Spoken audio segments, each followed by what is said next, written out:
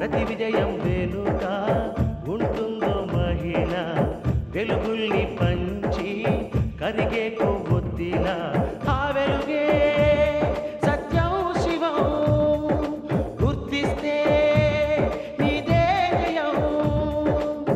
ఒక మగువ శాపంతో పసివాడే గగనం, ఒక మహిళా శపథంతో కొణికిల్ది భువనం, మధురం నీ చరితం.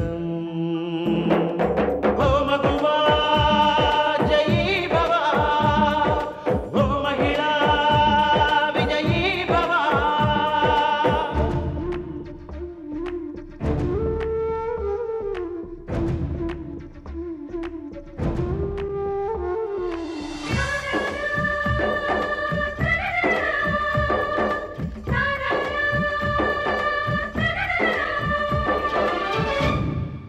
ఒట్టి మాటతో ఒక్కనాటికి రాదు రాదు జయము, చిత్తశుద్ధితో చెమట ఓడ్చితే అందదా విజయము.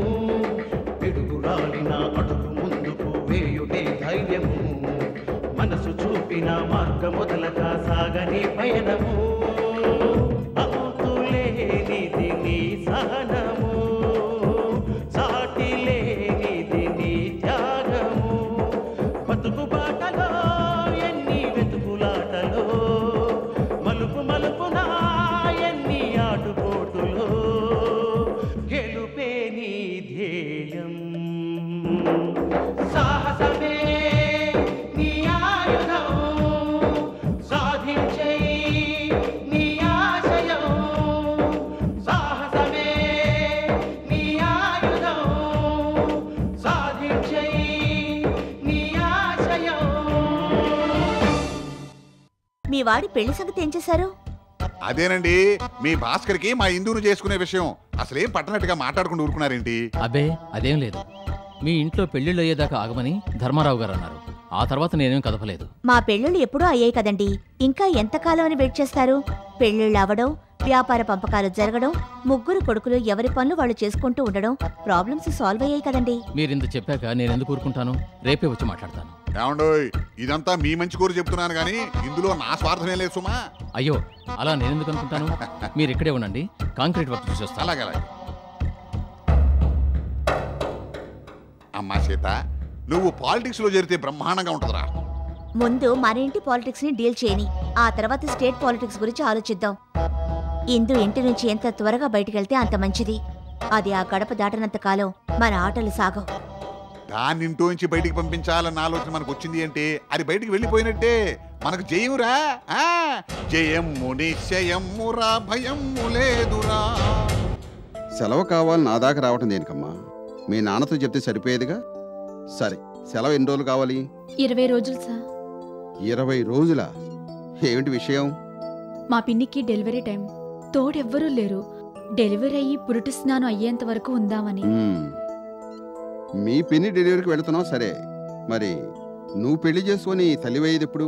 నేను పెళ్లి చేసుకో అని అడుగుతూనే ఉన్నానయ్యా, కానీ అప్పుడే వద్దు అంటోంది. దానికి ఎప్పుడు ఎక్కడ రాసి పెట్టుందో అలాగే జరుగుతుందని ఊరుకున్నానయ్యా. ఏమ్మా, ఎవరైనా ప్రేమిస్తున్నావా? ప్రేమిస్తే చెప్పు, వెంటనే పెళ్లి జరిపించేస్తాను. అదేమి లేదు సార్. మంచిది, వెళ్ళరా. వస్తాను సార్. పంపించొస్తానయ్యా.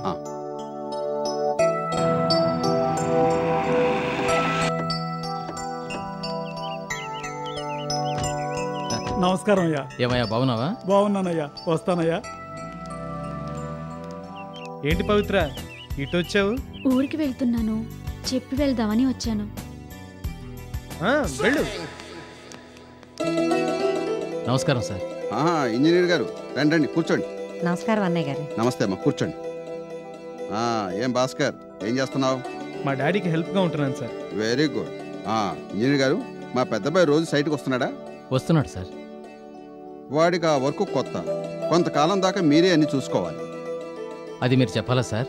నమస్కారం ఇంజనీర్ గారు. ఏమిటి విశేషం, కుటుంబ సమేతంగా వచ్చారు? మీరు మాకిచ్చిన మాట మర్చిపోయినట్టున్నారు.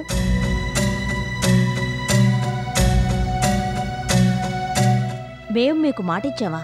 అవునమ్మా, మా భాస్కర్కి మీ ఇందునిస్తానన్నారుగా. మా అమ్మాయిని మీ పెద్ద కోడలుగా చేసుకుంటానని ఒప్పుకొని మాట తప్పారు. పరిహారంగా మీ అమ్మాయిని మా అబ్బాయికి ఇస్తానన్నారు. మీ ముగ్గురు అబ్బాయిలు పెళ్లిళ్ళు అయ్యే వరకు ఆగమని ఆ అమ్మాయే పెళ్లికి గడువు పెట్టింది కదండి.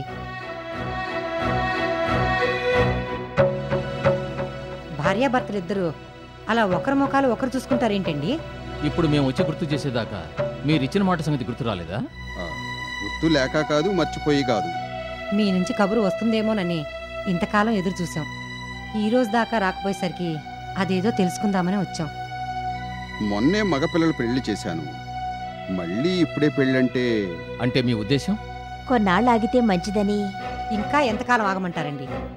మీ అమ్మాయితో మా వాడికి పెళ్లి ఖాయమైందని మా వాళ్ళందరికీ తెలిసిపోయింది. మీ అమ్మాయి గురించి బంగారు లాంటి సంబంధాలు వదులుకున్నాం. ఇక మీరు వాయిదాలు వేసి పని లేదు, నా నుంచి ప్రయోజనం లేదు. అర్జెంటుగా పెళ్లి జరిపించాల్సిందే.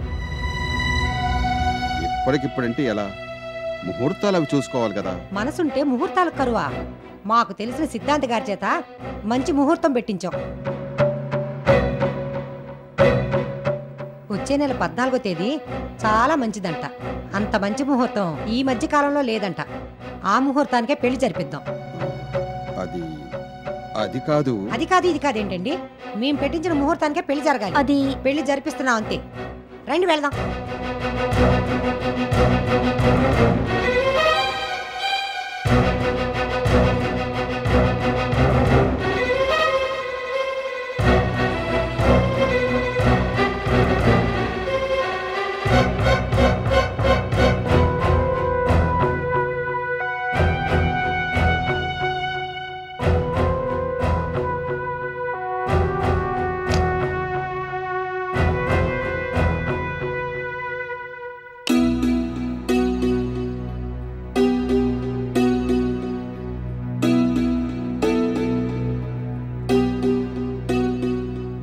వదినా,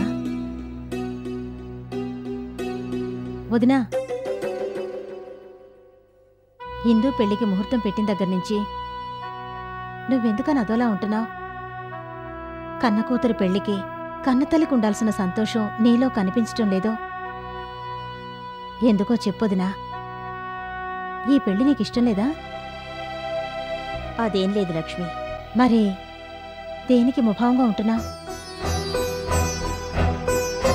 సీత జాతక ప్రకారం మేనమావ కుటుంబానికి కష్టాలొస్తాయని మూర్తన్నయ్య చెప్పారు. ఆ కష్టం నుంచి గట్టెక్కాలంటే జాతకురాలని ఇందు ఈ ఇంట్లోనే ఉండాలంట. ఇందు ఈ ఇంట్లో ఉన్నంతకాలం ఏ కష్టాలు కలతలు ఈ ఇంటి వంక తొంగి చూడవంట. ఇందుకు పెళ్ళై అత్తవారింటికి వెళితే మాకెలాంటి కష్టాలొస్తాయనని భయంగా ఉంది లక్ష్మి. నీ భయానికి అర్థం లేదొదినా. ఏ ఇంటి ఆడపిల్లైనా పెళ్ళై పరాయింటికి వెళ్లకుండా ఏటెళ్ల కాలం పుట్టింట్లోనే ఉంటుందా? అలా ఉండాలనుకోవడం ఎంత తప్పు. వేరే వాళ్ళు ఎవరైనా అనుకున్నా పర్వాలేదు కానీ కన్నతల్లి అనుకోవడమా? మీకు మంచి జరగాలని ఇందూకి పెళ్లి చేయరా? అంటే ఇందూ భవిష్యత్తు గురించి పట్టించుకోకుండా మీరు మీ స్వార్థం చూసుకుంటున్నారన్నమాట. ఈ సంగతి నాతో అంటే అన్నావు గాని ఇంకెవరితోనూ అనొద్దు, వింటే నవ్విపోతారు. నువ్వన్నది నిజమే, కానీ 7 శనివారాలు ఇందూ చేత శనీశ్వరుడికి నూనె దీపాలు పెట్టిస్తే ఈ ఇంటికి ఏ అరిష్టం ఉండదని మూర్తిబావుగారే చెప్పారు కదా. మీరేం భయాలు పెట్టుకోకండి. దేవుడి మీద భారం వేసి ముందు ఇందూ పెళ్లి సంగతి చూడండి.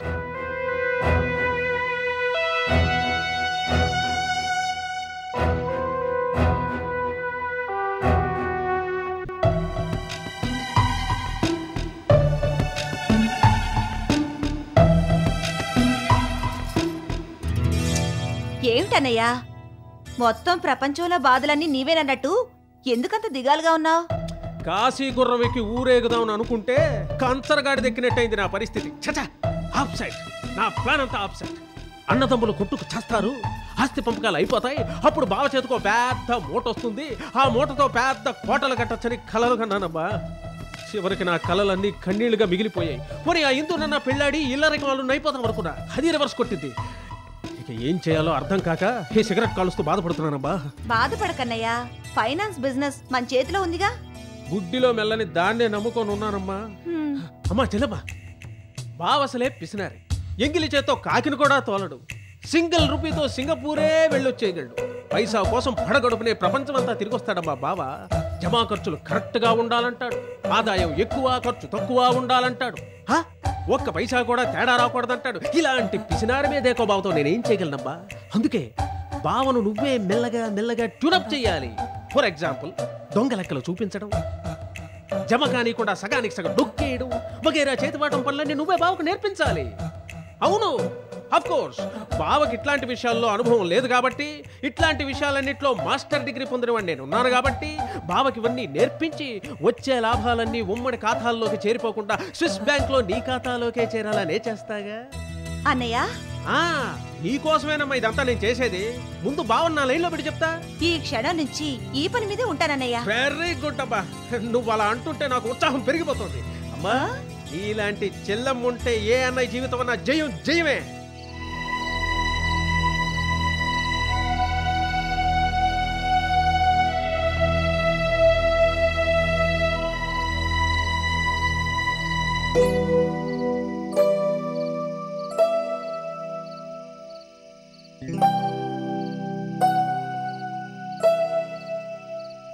పెరుమాళ్ళు, స్వీట్ తీసుకో. పెరుమాళ్ళు, స్వీట్ తీసుకో. పెరుమాళ్ళు, నీ కళ్ళల్లో కన్నీళ్ళ? ఎందుకు ఏడుస్తున్నావు? ఏమైంది చెప్పు పెరుమాళ్ళు. ఇదిగో, చెప్పకపోయావో నా మీద ఒట్టే.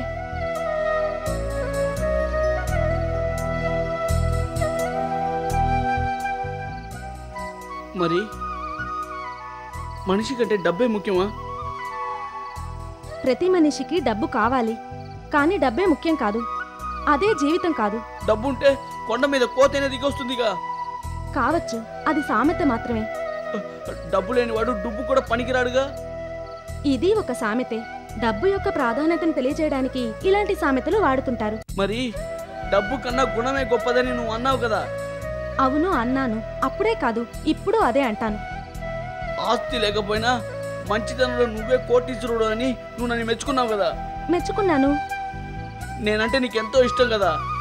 ఇష్టమే పెరుమాళ్ళు, అందుకే నిన్ను వెతుక్కుంటూ స్వీట్ తీసుకొచ్చానుగా. ఈ స్వీట్ తో నీ ఇష్టాన్ని సరిపెట్టుకోమంటావా? స్వీట్ నాకు ఇచ్చి ఆ ఇంజనీర్ కొడుకు భాస్కర్ని పెళ్ళాడతావా? మా నాన్న దగ్గర డబ్బు లేదు కాబట్టి నువ్వు నన్ను పెళ్ళాడటం లేదు కదూ. ఆ డబ్బే మా దగ్గర ఉంటే నువ్వు నన్నే పెళ్ళాడేదానివి కదూ. నా దగ్గర డబ్బు ఉంటే మామయ్య నన్ను అల్లుడిని చేసుకునేవాడు కదూ. నన్ను అడగకుండానే నిన్ను నాకు ఇచ్చి కట్టబెట్టేవాడు కదూ. నా దగ్గర ఏం లేదు కాబట్టే మీ అందరికి నేను లోకు అయిపోయాను కదూ. నా మీద మీ అందరికీ జాలి తప్ప మరేం లేదు కదూ. నా మీద నీకు ప్రేమ లేదు కదూ. నన్ను పెళ్లి చేసుకోవాలన్న ఆలోచన నీకు లేనే లేదు కదూ. అవునులే, నన్ను పెళ్ళాడి నువ్వేం సుఖపడతావు? నాకేం మేడలున్నాయా, మిద్దెలున్నాయా, కార్లున్నాయా, కార్ఖానాలున్నాయా? నేనేమైనా అందగాన్నా? ఒకవేళ నువ్వు నన్ను పెళ్ళాడితే నిన్ను ఏం పెట్టి పోషించగలను? నేను ఎలా సుఖపెట్టగలను? పేదవాడి ప్రేమ బ్రతికే చెట్టు. పెరుమాళ్ళు, నువ్వేంటో నీ మనసేంటో ఇప్పుడే తెలిసింది. నీ ప్రేమ గొప్పది, నీ ఆరాధన ఇంకా గొప్పది. నీ మనసులో నాకున్న స్థానం చూసి ఎంతో గర్వపడుతున్నాను. నా దృష్టిలో నువ్వెంతో ఎత్తుకెదిగా. కానీ పెళ్ళనేది మన చేతిలో లేదుగా. నేను గాని, మావయ్య గాని, అత్తయ్య గాని, ఈ ఇంట్లో ఎవరు గాని నిన్ను చిన్నచూపు చూడడం లేదుగా. నువ్వంటే అందరికీ అభిమానమే. నీ మంచి మనసే ఆ అభిమానానికి కారణం. నువ్వు మనసారా ఒప్పుకుంటేనే నేను భాస్కర్ని పెళ్ళాడతాను, లేదంటే చేసుకోను. పెరుమాళ్ళు, ఏం పెరుమాళ్ళు, చేసుకోనా వద్దా? నువ్వు పెళ్లి మానుకోకూడదు. అయితే నువ్వు ఒప్పుకున్నట్టేనా? నేను ఒప్పుకున్నాను. నువ్వు ఆ భాస్కర్నే చేసుకో. స్వీట్ తీసుకో. నువ్వు తిను. ఒప్పుకున్నాను కదా, నువ్వు తిను.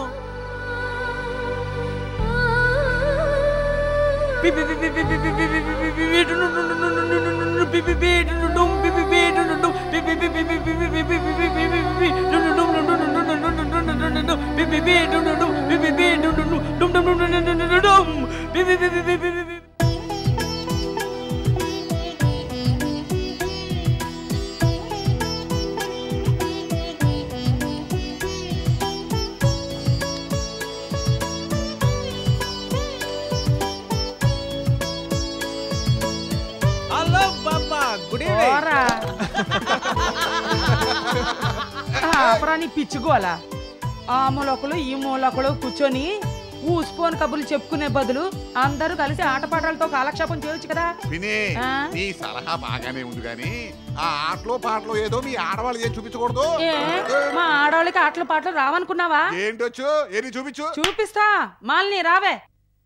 బామ్మ తాళం లేకుండా ఎలా ఆడడం? డోల్ నేను వాయిస్తాను, రావే. బామ్మ, మాలిని ఆ దేహంతో గంతులేస్తే భూమి బద్దలైపోతుంది. ఓయ్ అనిత, నాతో పోటీకొస్తావా? ఇదిగో మాలిని, ఇక్కడ సవాళ్లు పోటీలు లేవు, సరదాగా ఆడి పాడండి. ఒరే బలరాం, నేను డోలు వాయిస్తాను, నువ్వు సన్నాయి వాయించుకో. శాంతి, మనవరాలికి పెళ్ళవుతుందన్న ఆనందంలో ఎదురుగా అల్లుడున్నాడన్న సంగతి మర్చిపోయినట్టుంది మీ అమ్మ. మిమ్మల్ని ఎప్పుడు అల్లుడుగా చూసుకుందిలేండి, అదే కొడుకులా చూసుకొద్ది.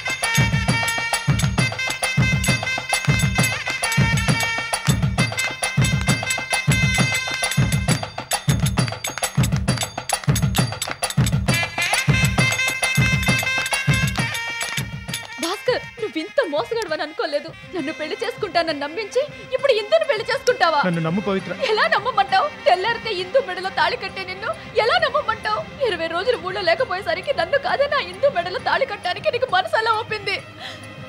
ఏడవకు, ఎవరైనా వింటే బాగుండదు. నేను నీకేం అన్యాయం చేయను.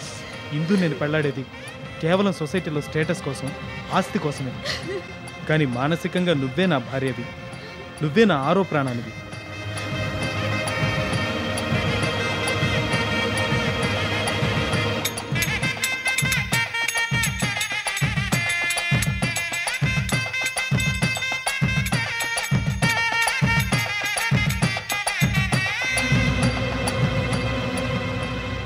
ఎంతసేపు నేను బతిమాలాలి? ఒకసారి చెప్తే వినాలి. ప్లీజ్ పవిత్ర, నా మాట విను. ఈ కళ్యాణ మండపం సాక్షిగా చెప్తున్నాను, నేను నీకు అన్యాయం చేయను.